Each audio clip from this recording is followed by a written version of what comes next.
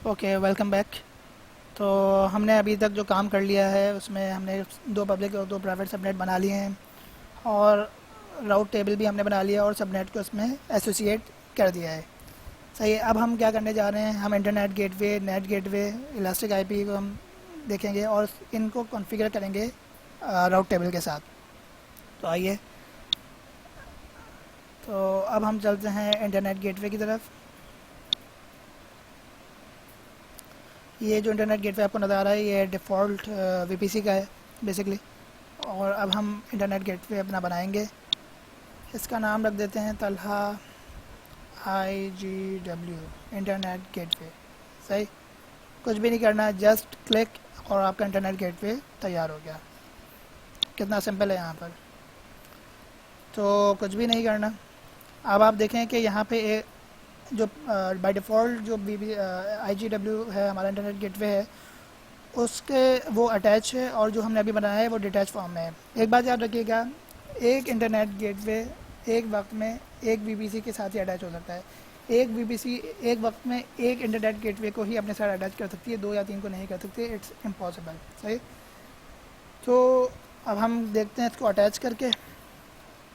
जैसे हम एक्शन पे क्लिक करेंगे यहाँ पर और अटैच टू वीपीसी पे क्लिक करेंगे, तो यहाँ पे देख लें हमारी जो एक वीपीसी ही आएगी जिस पे इंटरनेट गेटवे अटैच नहीं है। अगर यहाँ पे 5-6 वीपीसीज या उससे ज़्यादा वीपीसीज बनी हुई होती हैं जिन पे इंटरनेट गेटवे अटैच नहीं होता, तो वो आपको यहाँ पे नज़र आ जाती हैं।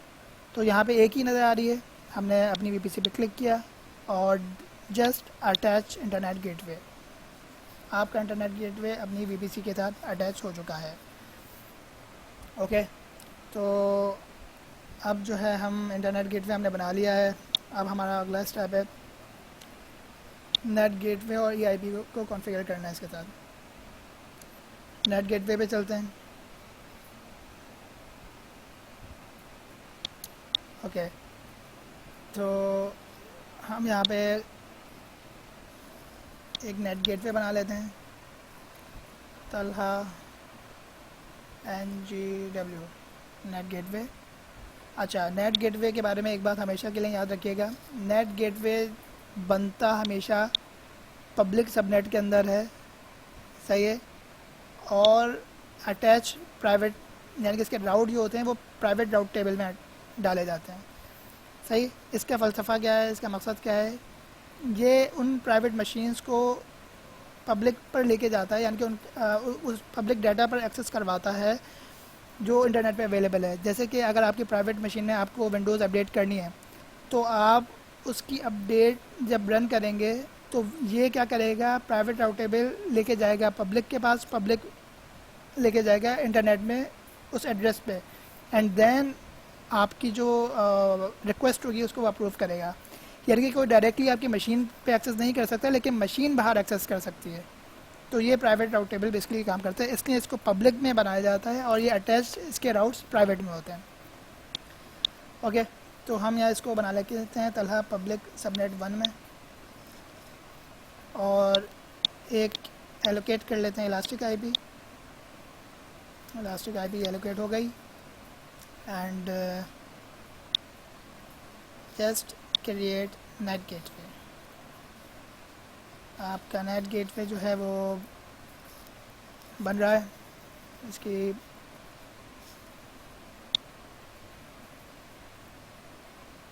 ये देखिए, ये अभी पेंडिंग फॉर्म में है। इसको हम एक बार रिफ़्रेश कर लेते हैं, देख लेते हैं। ओके। अच्छा, एक बात याद रखिएगा कि जब आप लोग अपनी लैब कंप्लीट कर लें तो नेट गेटवे को डिलीट करना मत भूलिएगा, क्योंकि इसके चार्जेस सबसे ज़्यादा होते हैं। सही है। इसके चार्जेस तकरीबन $45 पर मंथ हैं। और इलास्टिक आईपी को भी रिमूव करना मत भूलिएगा, ये भी $3 की होती है। इस इलास्टिक आईपी के बारे में मैं आपको बता देता हूँ। अगर ये किसी मशीन के साथ अटैच है तो इसके कोई चार्जेस नहीं है, लेकिन आपने पार्क करके इसको रखा हुआ है खाली, तो ये बहुत महंगी पड़ेगी आपको। यानी कि बहुत महंगी तो नहीं, $3 आपको पर मंथ देने पड़ेंगे। ये एक एक्स्ट्रा कॉस्ट आपको लगेगी। तो अब हम चलते हैं अपने राउट टेबल्स की तरफ, और अपने राउट टेबल में जाने के बाद हम इसको जो है वो राउट्स में ऐड कर दें। हमारा वो बन भी रहा है साथ साथ। ये हमारे राउट टेबल आ गए। पहले हम चलते हैं प्राइवेट राउट टेबल के पास। और सिंपली राउट्स पे हम क्लिक करते हैं और यहाँ पे करते हैं edit routes.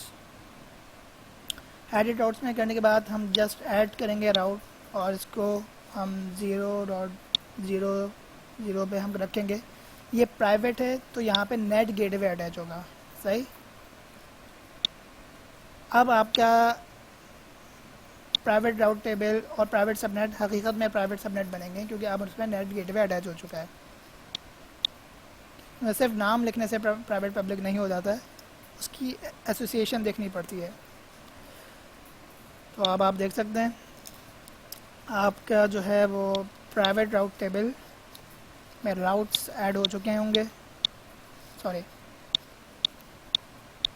Just click on राउट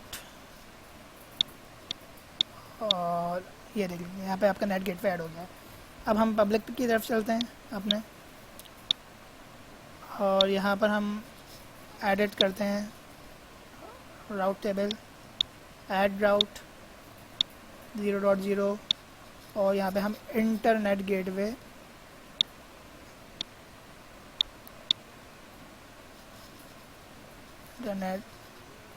हम यहाँ पे अपना अटैच कर देते हैं। ये हमने कर दी सेव चेंजेस और ये हमारा समझ लीजिए आज का जो काम था वो कंप्लीट हो गया। हमने क्रिएट करा cider block, 2 public 2 private subnet बनाए, राउट टेबल बनाया, उसके साथ सबनेट एसोसिएशन करी, internet gateway, net gateway, EIP हमने बनाई और उसको कॉन्फ़िगर किया राउट टेबल्स के साथ। ये जो आर्किटेक्चर कहलाता है ये कहलाता है हाईली अवेलेबल आर्किटेक्चर और मल्टी एजी डिप्लॉयमेंट भी आप इसको कह सकते हैं। इसका बनाने का मकसद क्या होता है? इसका मकसद बेसिकली ये होता है कि अगर कोई एक डाटा सेंटर या कोई एक अवेलेबिलिटी जोन, याद रखिए अवेलेबिलिटी जोन जो है वो डाटा सेंटर को कहते हैं AWS की ज़बान में। अगर कोई एक डाटा सेंटर भी डाउन हो जाता है तो दूसरे डाटा सेंटर से आपकी एप्लीकेशन प्रोविज़न रहेगी, चलती रहेगी। तो ये होता है हाईली अवेलेबल आर्किटेक्चर, सही। तो बहरहाल मैं अब आपको नेक्स्ट वीडियो में बता देता हूँ किस तरीके से इसको जो है डिलीट करते हैं, VPC को किस तरह डिलीट किया जाता है और इंटरनेट गेटवे, नेट गेटवे को किस तरह डिलीट किया जाता है। बहरहाल यहाँ पे मैं अपनी वीडियो पॉज करता हूँ।